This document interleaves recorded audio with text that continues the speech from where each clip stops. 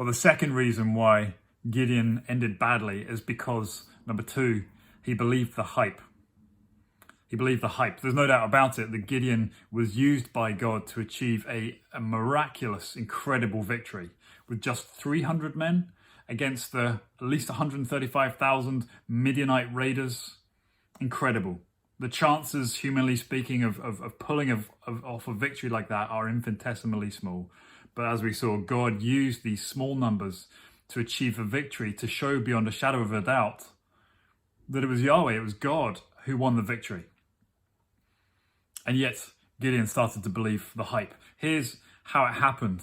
The 300 men that God had selected, remember the ones that lapped the water like dogs, in each hand they had a trumpet, and in the other hand each one had a flame which was sort of obscured or covered by an earthenware jar. And the idea being that on the signal from Gideon, they would blow the trumpets. They were stood around the Midianite camp on top of the hills. They would blow the trumpets on the signal. They would smash the jars and release the flames. And so, of course, they all did this at one time. And it said that when that happened, with the flames and the noise, the entire Midianite camp was thrown into disarray. Mass confusion. It says that the people within the camp turned on one another because it was the middle of the night. They didn't know what was going on. It was chaos. They started fighting each other. They started to flee. And at that stage, then, it says that Gideon called his fellow tribesmen to come, reinforcements to come and support and to come and join the 300 in the rout. And so they pursued the Midianites and cut them off as they went. And it says that they eventually caught some of the generals and the kings within the little tribes that made up the Midianites. And Gideon chopped off their heads. And then he went back to the towns that refused them passage and refused them help in their military pursuit. And he went back and sacked those towns as well and killed various people within those towns. And he came back into his own town, Gideon, the man of conquest, the man of victory, to the great cheers and the great praises from the people. But the problem was that Gideon started to believe the hype. He started to listen to the praises and thought to himself, I achieved this.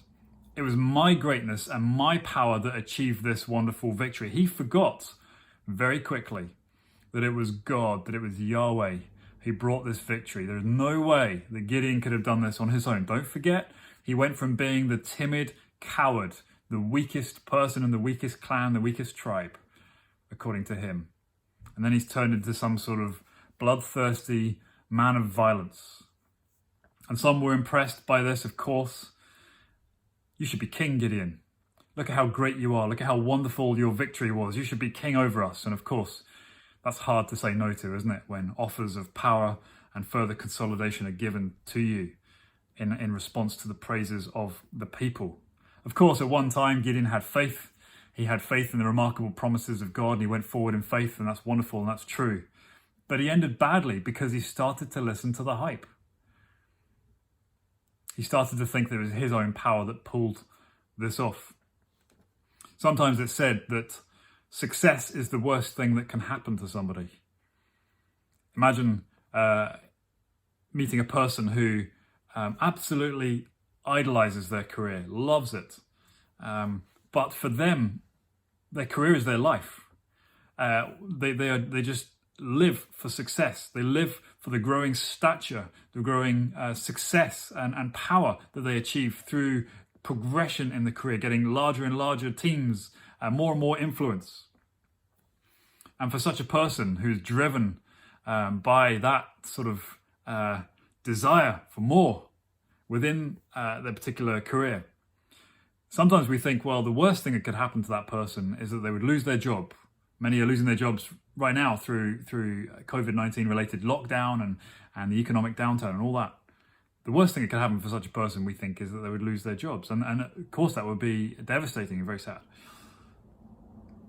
But sometimes success is the worst thing that can happen to a person because they start to listen to their own hype. They start to think, well, I've earned this completely on my own. It's got nothing to do with anybody else. And of course, hard work and initiative and taking risks is all part of it. But such a person can become quite arrogant. I've worked hard for this. This is all on me. They become turned in on themselves. They become someone who just listens to their own praise too much. They will start looking down on others who they perceive have not worked as hard, that aren't as gifted, aren't as talented, aren't as brainy as me. And they'll become arrogant and selfish towards others. They will not be generous or open-handed or humble. They'll basically turn into horrible people who believe the hype about themselves. Sometimes the worst thing that can happen to someone is success. And as people who follow Jesus, who believe in the gospel of grace, we have to hang on to the fact that we are saved by grace alone in our failures, but we are also saved by grace alone in our successes. We are not saved by our own success. And this is important because Gideon's downfall, part of it was because he started to believe the hype about himself.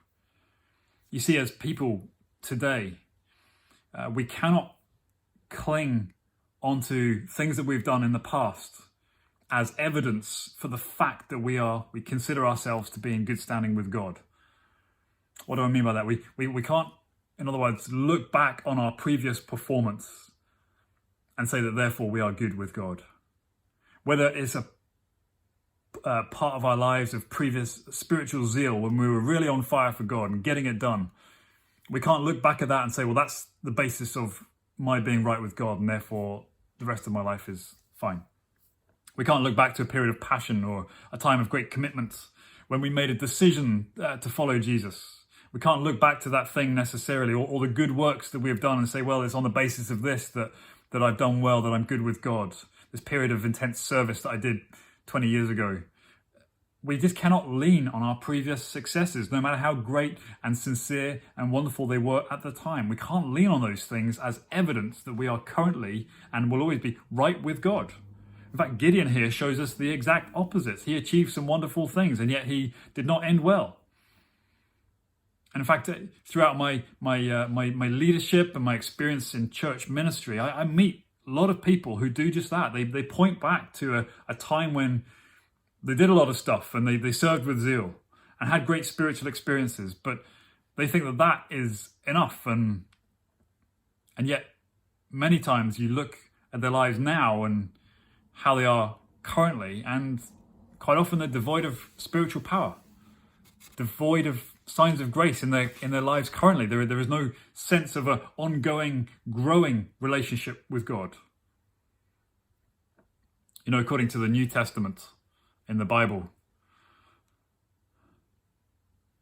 faith in Jesus Christ and consequent reception, or through that and with that reception of the Holy Spirit comes and he lives within us. God himself lives within us and he causes us to grow fruit. It's called fruit of the Spirit. We see this in Galatians 5. And it gives evidence that we truly belong to God, this ongoing growth of fruit.